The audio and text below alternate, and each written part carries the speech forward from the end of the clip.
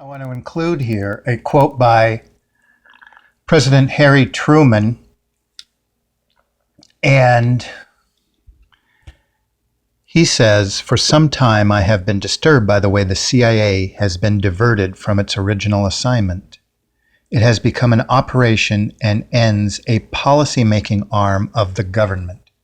A policy-making arm of the government. "I never had any thought that when I set up the CIA that it would be injected into peacetime cloak and dagger operations." So as Peter Dale Scott noted, the CIA was set up in 1947 by Wall Street. So he wrote an entire 3 books on this subject, and it can be corroborated with other authors and their sources. So Wall Street, remember the deep state Wall Street, Washington security apparatus. So one of the connecting links between that is CIA. Security and secrecy agencies who work for, I've often asked students or people in general this question, who does the CIA work for? And they kind of stop. Nobody's ever asked them the question that. Well, they work for Wall Street. Well, what is Wall Street? Wall Street are investment banks.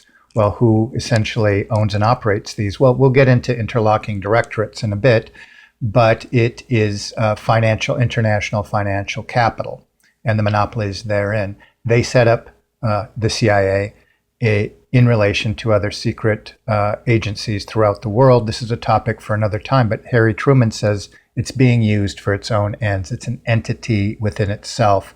The public officials in Washington have no control over it. So I think that's just an interesting note, of course, again.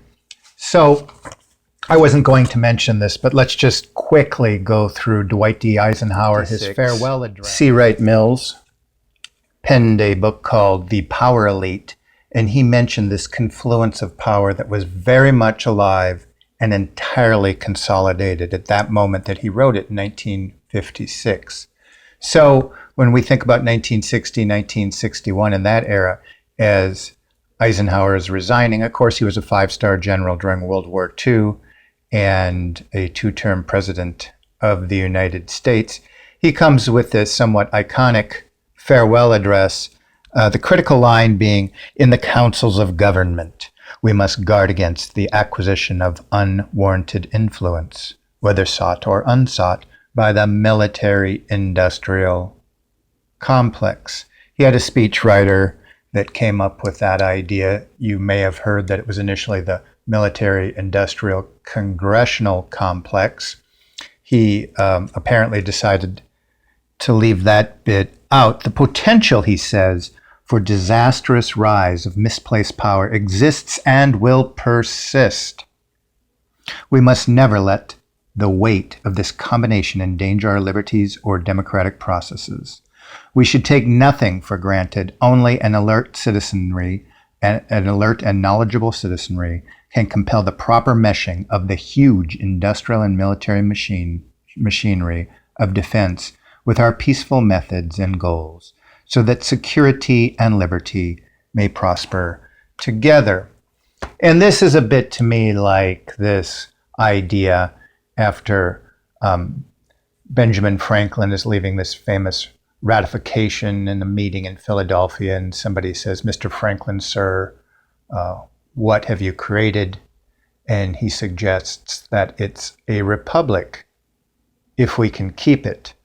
So it was there, in theory, with a hyper-vigilant citizenry, but I would argue from the beginning, the deep state was there manipulating the very construction of the Declaration of Independence and the actual Constitution of the United States. That's why we see this thread from Jefferson to Jackson to Lincoln, Garfield, McKinley, Roosevelt, Eisenhower, where they're suggesting that people need to be vigilant because there is this power, warranted, seen, unwarranted, and unseen.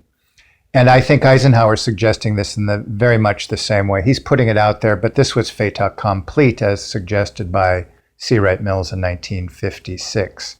So sort of putting it out there, but But as the other presidents had suggested, all the way back 100 years ago, the invisible government largely ran the affairs of the United States. So he's, I think, suggesting this after the fact. But we will think about that with our question today.